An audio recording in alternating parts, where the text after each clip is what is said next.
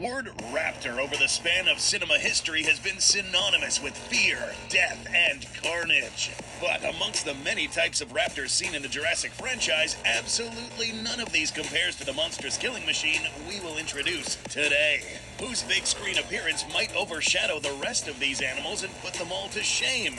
Today on Goji Center, the geneticists of the Jurassic World universe will foolishly play God again, and we'll find out what would happen if this predator is let loose, what it would look like, and if it would fit in the roster of the already dangerous predators. Coming up, Utahraptor, Jurassic Park Edition.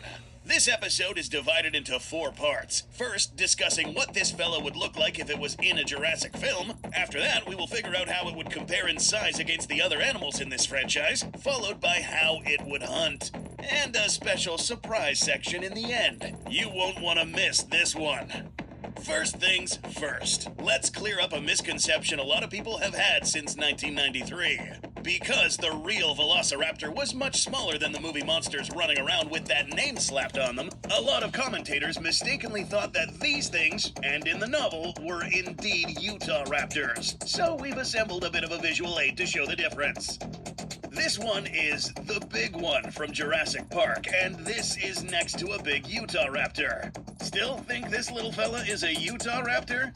The story of how the Jurassic Velociraptors wound up this large is a long one, but long story short, Utahraptor simply wasn't known at the time Michael Crichton wrote the novel or when Spielberg was in production.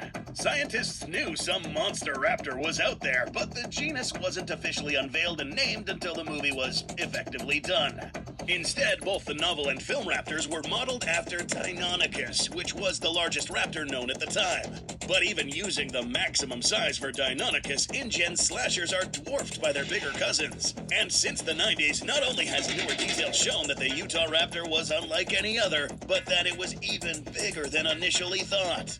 Using what is known about the real-life creature and giving it the Jurassic treatment this series usually gives other animals, like the Giganotosaurus, Allosaurus, Carbosaurus, animals who differ greatly from their real-life counterparts. Here's our prediction of how Utahraptor might look like if it ever appears in Jurassic. Note that this animal still has the scaly, reptilian look of the other raptors in this series, but since Jurassic is now more or less inclined to adopting feathery attributes to their new dino additions, a feathered Utahraptor is now not too far-fetched for a Jurassic Park rendition of this animal. Adventure. It's not something we get every day. Or is it? With the right ingredients.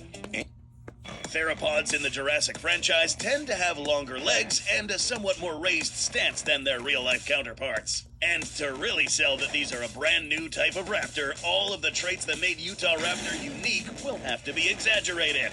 Blade-like hooked claws on the hands, much larger in size, and better at slashing than the real-life Utahraptor. Thick, heavy serrated fangs with a distinctive curve in the jaw for a toothier maw. All on a stocky, powerful frame.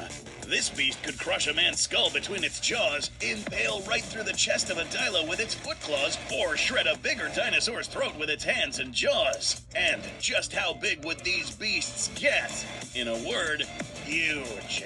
Up next, size. The Jurassic series already tends to use the biggest possible sizes for a lot of its dinosaurs, with some exceptions. During production of the first film, some of the ILM artists were worried that they were using a seemingly fictional monster of a huge Deinonychus, until paleo consultant Dr. Backer assured them that something big was coming, and at the time did not even realize how big that something was going to be. So, if we modify this Utahraptor to our Jurassic series parameters, an adult Utahraptor could stand over 8 feet tall and be upwards of 20 feet in length. And this isn't just a scaled-up Velociraptor with a new coat of paint. Utahraptor was far more robust than any other raptor known, on top of already being the largest and weighing nearly double the initial estimates. The largest Utahraptor known already had a femur over half a meter long. This was very likely not the maximum for its species. Using volumetric analysis to get an estimate of our movie monster, the Jurassic Utahraptor would wind up breaking the scales at over half a ton, or much higher. This means that this gut ripper of death could weigh between 3 to 5 times more than the big one or Blue. And if you thought that these little guys still have an edge over the Utahraptor in terms of intelligence, guess again. Nature already answered that question over 100 million years ago. How, you may ask? Pack hunting. Now, the act of pack hunting was actually a prime reason why raptors became widely known in pop culture. But new evidence and research suggests social hunting was far rarer in raptors than once thought. The truth is, a majority of raptor species, or dromaeosaurs, were mesopredators, more or less, mid-tier predators. Examples of animals functioning very much like Velociraptor today would include bobcats and coyotes, carnivores that excel at hunting small animals up to double their weight. Some occasionally hunt in packs, but they aren't built to kill large game. They lack the equipment to do damage to a large animal, and are so small that they risk catastrophic injury from a retaliation from a much heavier animal. Simply put, a gang of foxes attacking a buffalo would be suicidal, so a group of similar raptors wouldn't either. Believe it or not, this pack hunting behavior would be more common amongst the larger apex predators, as it is proven by modern evidence and the fossil record. Think about wolves, spotted hyenas, lions, and the orca. All of them are some of the biggest predators in their respective ecosystems, big enough to do damage to the giant herbivores that outsize them individually.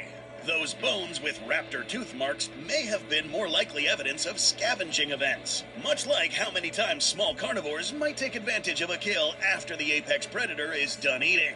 Utahraptor was a completely different beast, not only being one of, if not the biggest carnivore in its time and region, but also hunting ankylosaurs, iguanodonts, and young sauropods. The initial discoverers of Utahraptor also thought pack hunting made sense. So, in Jurassic, well, we might end up having a slasher movie featuring the feathered horror as the main villain.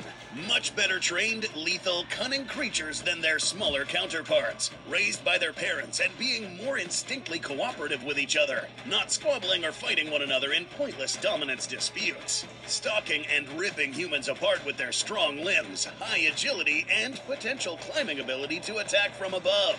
Climbing trees or going inside buildings will no longer mean you're safe. After it's blatantly clear that humans would be absolutely demolished by this new addition to the franchise, how does the Utahraptor rank among the other raptors in this series? Raptor meets raptor. So, what would happen if our Utahraptors bumped into the Veloci, Atroci, or Pyroraptors? Would they try to team up? Would they duel? Well, nature can provide a pretty grisly answer. In the present day, apex predators are often the #1 cause of death for some types of small carnivores. This is because those at the top of the food chain don't start out that way. The smaller predators might go out of their way to try and kill the offspring of apex predators to take them out before they grow to full size. So, the apex predators often have two responses to detecting the carnivores the next size tier down: search and destroy. That's right, in the Utahraptor's home range of the Cedar Mountain Formation were also other species of raptors, not that much smaller than the ones seen in the Jurassic series. On just pure instinct, Utahraptor would instantly register the smaller raptors as a threat and competitor, attacking them on sight and eliminating problems later on. With a massive weight advantage, stronger jaws that could smash right through their bodies, the smaller raptors wouldn't stand a chance against the genius bruisers. The likes of Velociraptor, Atrociraptor, and Pyroraptor would have no choice but to run for their lives. Those stupid enough to fight back end up stabbed, rended, and crushed. Make no mistake, if nature shows us anything, it's that those who'd fight back against stronger odds only find themselves on another creature's menu. But how would nature's ultimate raptor fare against mankind's own ultimate raptor? Please welcome President Ronald Reagan, who has a few questions for you. The Indoraptor. For a quick recap, let us remind you that the Indoraptor is not that much bigger than one fully grown Utahraptor. Going off most of the official stats, the Indoraptor is somewhat heavier and more durable, but that might just buy it time instead of assuring victory. Performance-wise, Hybrid admittedly had some major kinks to work out. Its maniac nature and awkward posture did not impede it much in the task it was meant to do, kill humans. And it likely would have performed well against even larger berserk predators like we've previously analyzed on this channel. But consider that the Hybrid struggled handily against a mad Velociraptor, a fraction of its weight, who had just gone through surgery and a blood transfusion. This time, the Indoraptor will not only face one, but at least a few of these Utahraptors. Its tough hide does protect it from gunfire, but if it works anything like Kevlar, cutting, stabbing, and crushing injuries from an especially large Utahraptor may prove troublesome. It would be a ferocious fight, and a Utahraptor may be fatally injured. But against the well-coordinated attacks from many well-armed super raptors, the chances of this Indoraptor surviving are very, very low.